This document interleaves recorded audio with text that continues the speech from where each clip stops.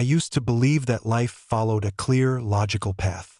If you worked hard, stayed loyal, and did the right thing, you'd be rewarded with stability and happiness. I wasn't expecting perfection. No marriage is without its flaws. But I thought what Helena and I had was strong. Now, looking back, I realize how blind I was. That evening, I stood in front of my bedroom mirror, adjusting my tie, forcing myself to shake off the nagging exhaustion from another long week at work. The company's annual corporate party wasn't something I looked forward to, but it was part of the job. Smiling, networking, showing my face. Everything expected of someone in my position. Helena was already dressed and waiting by the door, scrolling through her phone, her lips pressed into a thin line of impatience. "We're going to be late," she muttered, not looking up. She looked stunning, wearing a sleek black dress that hugged her figure perfectly. I had always admired how effortlessly elegant she was, but that night, something felt off. "You seem tense," I said as I grabbed my jacket. She finally glanced at me, her expression unreadable. "It's been a long day. Let's just go." It wasn't like her to be this distant. I should have pressed her on it, but I didn't. We arrived at the venue, a luxury hotel ballroom filled with soft jazz music, clinking glasses, and the hum of corporate small talk. The atmosphere was lively, but I felt out of place. As we stepped inside, Helena's entire demeanor changed. Her posture straightened, her eyes scanned the room with purpose, and then, just like that, she was gone. One moment she was by my side. The next, she had drifted into a sea of executives and their spouses, disappearing into the night like she belonged somewhere else. I tried to brush it off. I grabbed a drink, made polite conversation with colleagues, laughed at the right moments, but a gnawing feeling in my gut told me something was wrong. That's when I saw her. She was across the room, standing close, too close to another man. First, I couldn't see his face. He was taller than most of the people around him, broad-shouldered, radiating the kind of confidence that came with power. When he turned slightly, recognition hit me like a punch to the chest. It was Miles Harrington, an executive at our firm, charismatic, wealthy, the kind of guy who never had to try too hard to get what he wanted. And right now, what he wanted was my wife. Helena was smiling in a way I hadn't seen in a long time. Her hand brushed against his arm as she laughed at something he said, her body language open, inviting. My grip tightened around my glass. I forced myself to stay rational. Maybe it was nothing. Maybe I was imagining things, overthinking the way she tilted her head, the way he leaned in just a little too much. But deep down, I knew better. I made my way toward them, my heart hammering against my ribs. When Helena saw me approaching, a flicker of something, guilt, panic, flashed across her face before she quickly masked it with a practiced smile. "Oh, Warren, I was just talking to Miles about the new marketing strategy." I turned to him. He didn't flinch, didn't look the least bit guilty. If anything, he seemed amused. "Nice to see you, Warren," he said smoothly, extending a hand. I shook it, my grip firm, my mind racing. "Likewise." Helena placed a hand on my arm, a little too casually. "We were just catching up." Catching up. The phrase echoed in my mind, bouncing between denial and cold realization. I could have played along. I could have smiled, pretended like I didn't notice, convinced myself that I was being paranoid. But something about the way they looked at each other, the way she had completely forgotten my existence the moment she stepped into that room, made it impossible. "Catching up?" I repeated, my voice steady. "Then you won't mind if I join you." Helena hesitated just for a second, but it was enough. Miles chuckled. "Of course not. The more the merrier." And just like that, I knew. I wasn't imagining things. I wasn't paranoid. Something was happening right in front of me, and it was only the beginning. I stood there, forcing a smile, pretending I wasn't dissecting every movement, every subtle glance exchanged between them. Helena was good at keeping her emotions controlled. She always had been. But the moment of hesitation before she spoke again told me everything I needed to know. "We were just talking about upcoming projects," she said, her voice light, casual, too casual. Miles has some interesting ideas for streamlining the marketing approach. Miles smirked, swirling the whiskey in his glass like this was all a game to him. Maybe it was. I nodded, but my jaw tightened. Right? I'm sure it's fascinating. Helena shifted uncomfortably, her fingers wrapping around the stem of her champagne flute a little too tightly. I knew that look. She didn't want me here. That thought hit me harder than it should have. I was an outsider in my own marriage. Before I could say anything else, someone from the firm called Miles over, giving him an easy escape. He clapped me on the shoulder like we were old friends and leaned toward Helena. Just a little too much, as he said. We'll catch up later. I watched him walk away, my pulse drumming in my ears. I turned back to Helena, my smile gone. You seem pretty close to him, I said, keeping my voice even. She rolled her eyes, sipping her drink like my question was exhausting. Warren, don't start. I'm not starting anything. I'm asking a question. She exhaled sharply, tilting her head back like she was trying to summon patience. He's my colleague. We work together. That's all. That's all, I repeated.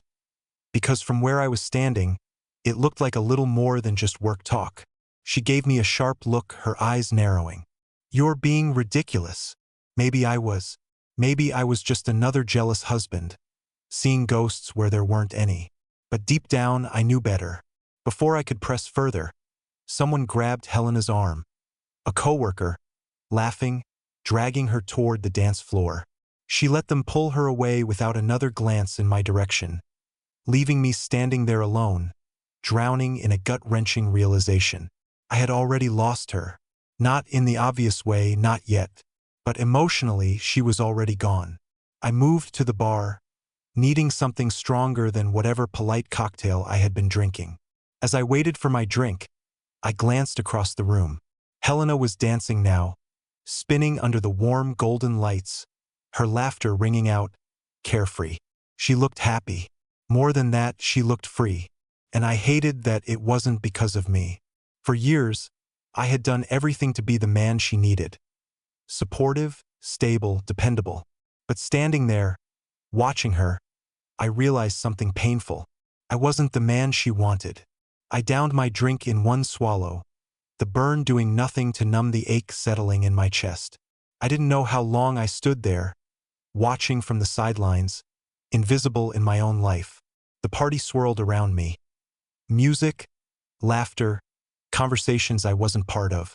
Time stretched, and with it, the quiet, sinking feeling that I was about to face a truth I wasn't ready for. And then I saw it. Helena slipping away from the dance floor, heading toward the hotel's balcony, and Miles following right behind her. I didn't hesitate.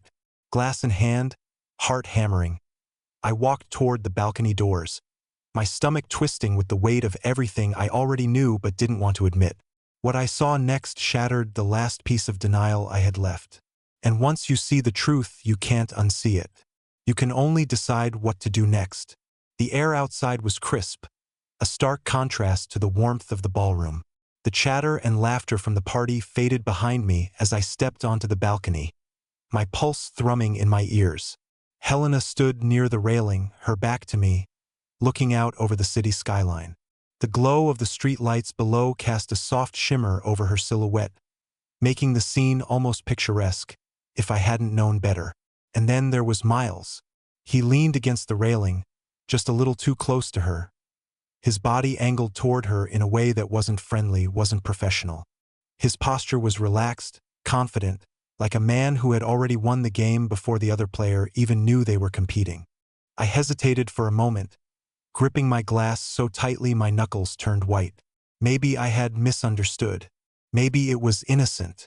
But then he reached out, a light touch, his fingers grazing her wrist, his thumb pressing briefly against the inside of her palm.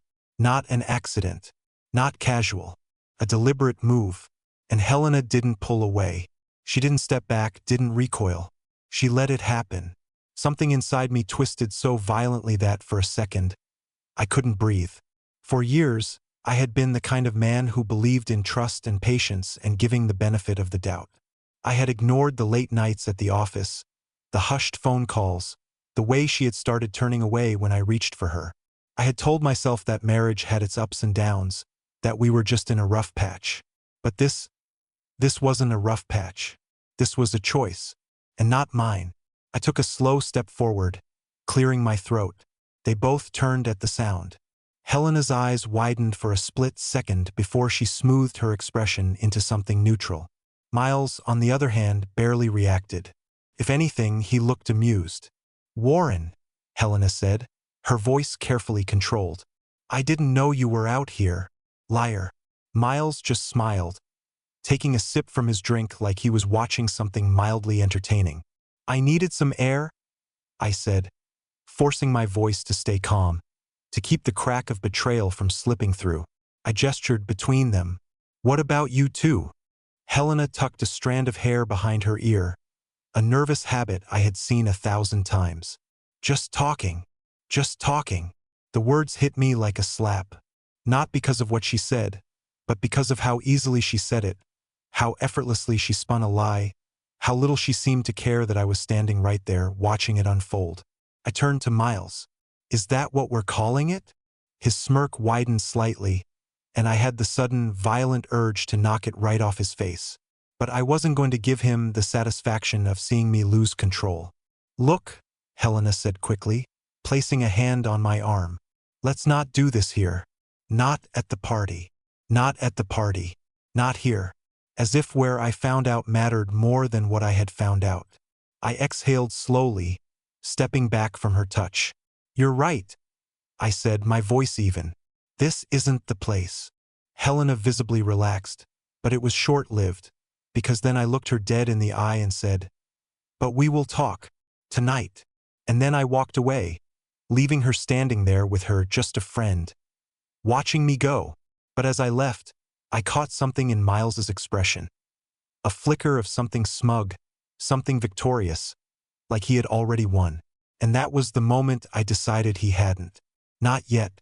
The drive home was silent, thick with unspoken words. Helena sat in the passenger seat, staring out the window, her fingers nervously fidgeting with the hem of her dress. I kept my hands locked on the steering wheel, my jaw clenched so tightly I thought it might snap. My mind raced, replaying the scene over and over. The way she stood too close, the way she let Miles touch her, the way she lied so effortlessly to my face. The house felt different when we walked inside, like it wasn't really mine anymore. I had built this life with her, picked out the furniture, painted the walls, made it a place where we were supposed to grow old together. But now, standing in our living room, all I saw were the ghosts of a marriage I no longer recognized. Helena set her purse down on the counter and turned to face me, arms crossed. "All right," she said, her voice tight. "Let's just get this over with." I let out a dry, humorless laugh. "Get this over with?" I repeated, shaking my head. "You act like this is some kind of inconvenience, like I'm the one causing a problem." She sighed, rubbing her temples like she had a headache. "Warren, nothing happened. You're blowing this way out of proportion." I took a slow step forward, leveling her with a look that I knew made her uncomfortable. "So that's what we're doing? We're pretending that what I saw tonight was nothing." Her expression hardened. "I was talking to a colleague. That's all." I could feel the anger creeping in now, tightening in my chest like a vice. "Talking? He touched you, Helena. You didn't pull away. You let him." My voice cracked on the last part, betraying the hurt beneath the anger. She hesitated, just for a second, but it was enough. "Are you sleeping with him?" I asked, the question falling from my lips before I could stop it. Her eyes widened, then narrowed into a glare. "How dare you?" she snapped, her voice laced with indignation. "You seriously think I would cheat on you?" I held her gaze, searching for something. Guilt, remorse, even a flicker of the woman I once knew. But all I saw was defensiveness. "I don't know what to think anymore," I admitted, my voice quieter now. For a moment, neither of us spoke. The weight of the conversation hung between us, heavy and suffocating. Then she scoffed, shaking her head. "You know what? I don't have to stand here and be interrogated like some criminal." She turned on her heel and started toward the stairs, but something inside me snapped. "This is what you do, isn't it?" I said, my voice rising. "You twist things around, make me feel like I'm the one being unreasonable, like I'm the bad guy for noticing that my wife has checked out of our marriage." She stopped but didn't turn around. I exhaled sharply, running a hand through my hair. "Just tell me the truth, Helena. Do you still love me?" Silence. It stretched on for too long, each second another nail in the coffin of what we once had. And then, finally, she spoke. "I don't know." I felt the breath leave my lungs. It wasn't an outright confession, but it was enough. Enough to tell me that she had already made up her mind. Maybe not about Miles, maybe not even about cheating, but about us. She didn't know if she loved me anymore, and that hurt more than any affair ever could. I nodded slowly, swallowing past the lump in my throat. "All right." She finally turned to face me, arms crossed again, her face unreadable.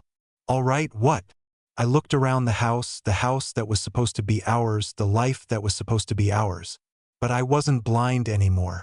"I'll make this easy for you," I said, voice steady despite the storm raging inside me.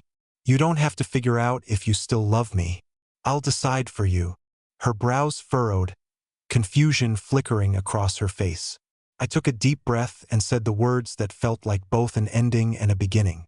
"I'm leaving." Her eyes widened, and for the first time all night, I saw something real. Not guilt, not defiance, but fear.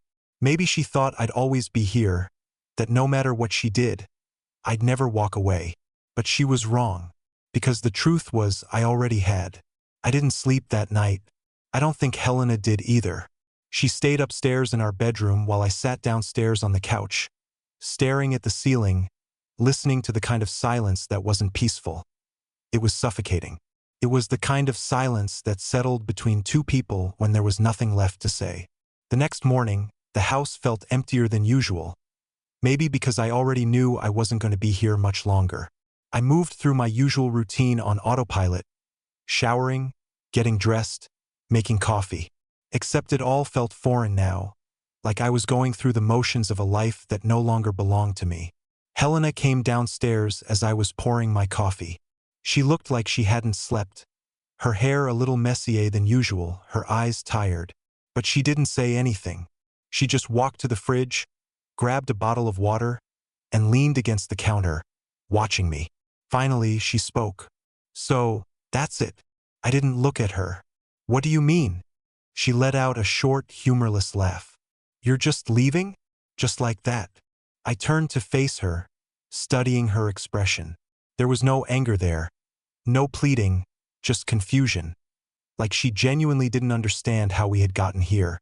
And maybe that was the most heartbreaking part of all, because I had spent so much time trying to make this marriage work while she had spent so much time pretending nothing was wrong.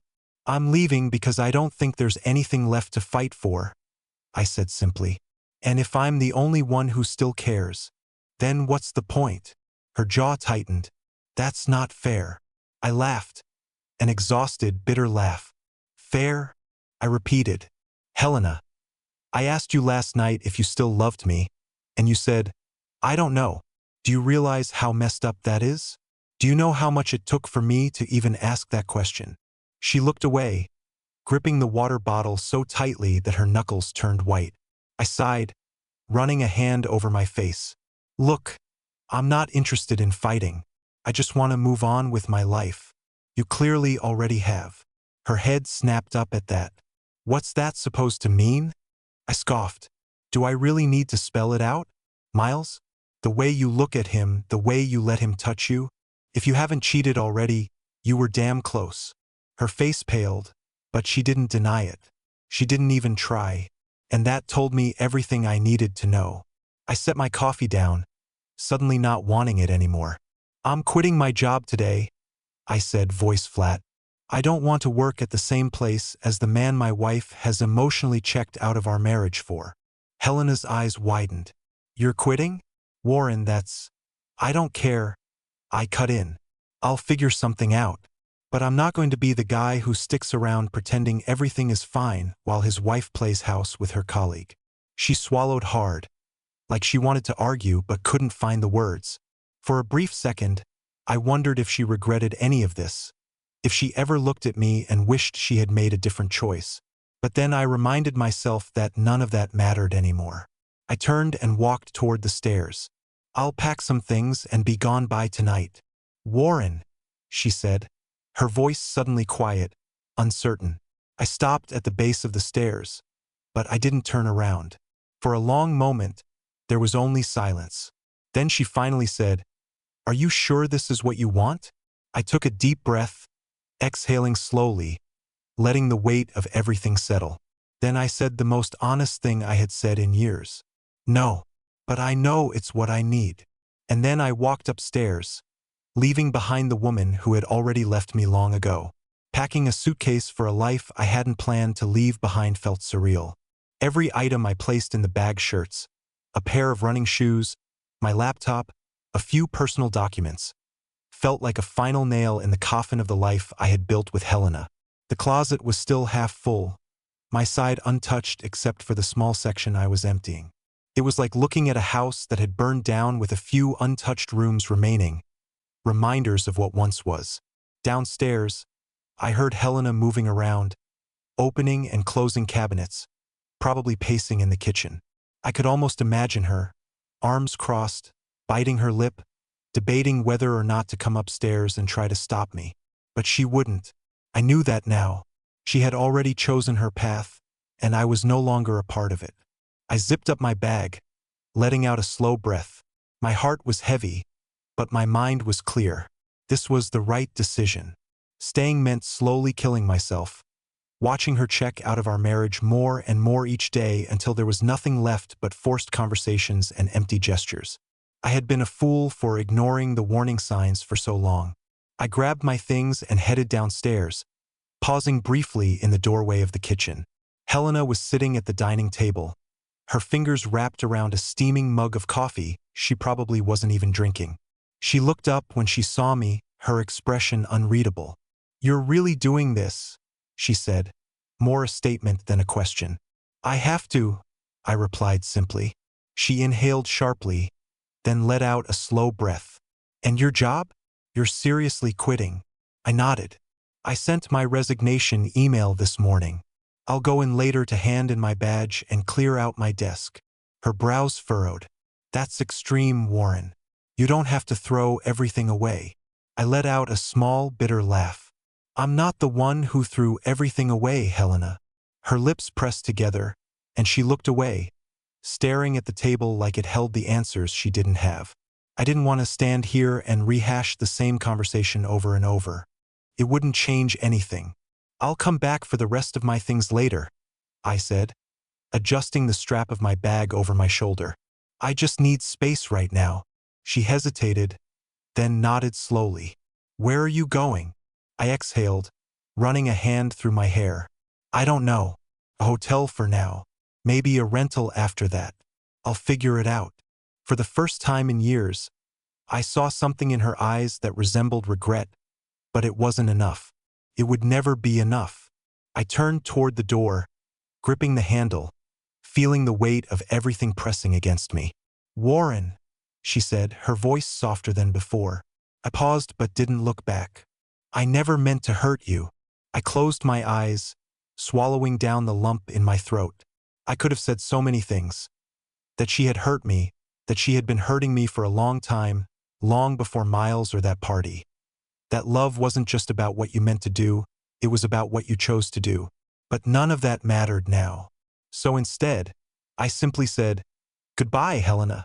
And then I walked out the door, leaving behind the woman who had stopped being my wife long before I had realized it.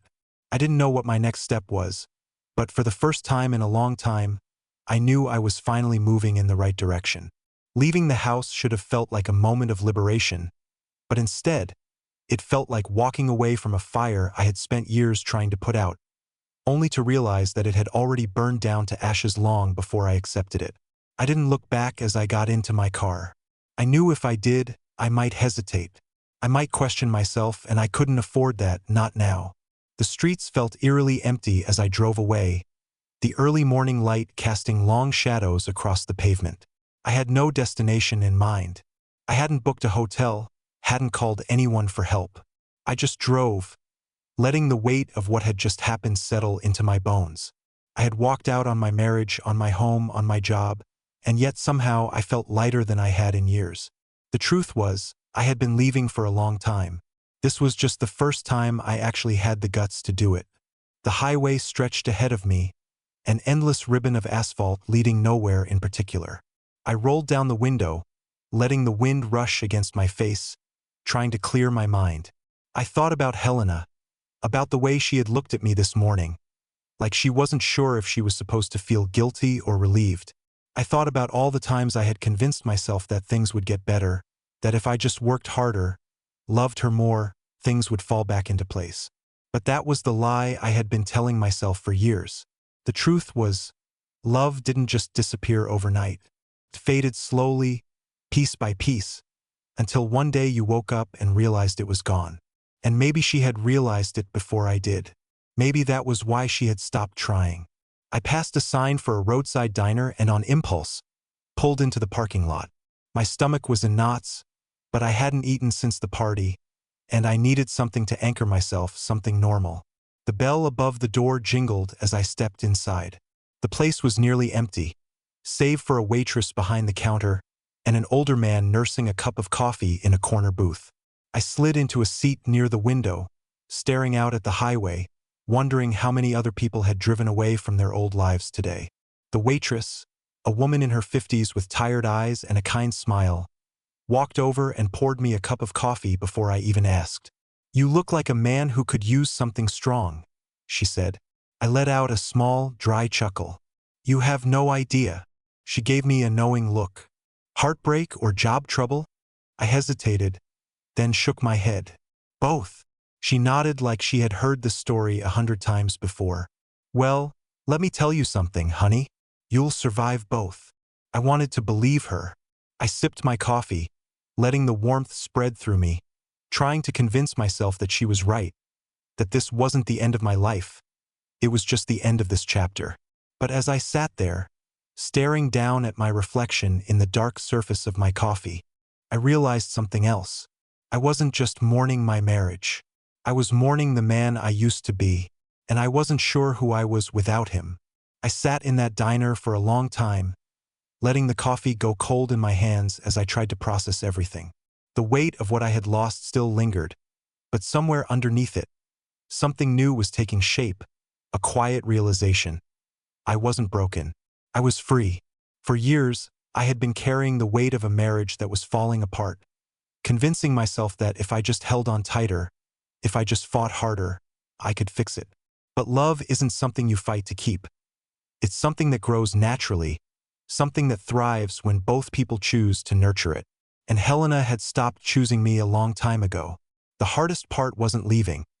It was accepting that I had been alone in this relationship for longer than I realized. But now, sitting in a quiet diner with nowhere to be and no one to answer to, I felt something I hadn't in years. Hope. I pulled out my phone, scrolling through my contacts, and hesitated for a moment before dialing a number I hadn't called in months. It rang twice before a familiar voice answered. "Warren? Man, it's been a while." I smiled for the first time in what felt like forever. "Yeah, it has, Noah. Listen, are you still looking for someone to help with that startup project?" There was a pause, then a chuckle. "Hell yeah, I am. You finally ready to get out of that corporate grind?" I exhaled, glancing out the window at the endless stretch of road ahead of me. "Yeah," I said. "I think I am." We talked for a while, and by the time I hung up, I had something I hadn't had in a long time. A plan. A real one. I wasn't just walking away from something. I was walking towards something. A new career. A new life. A version of myself that wasn't defined by my past mistakes or the love I had lost.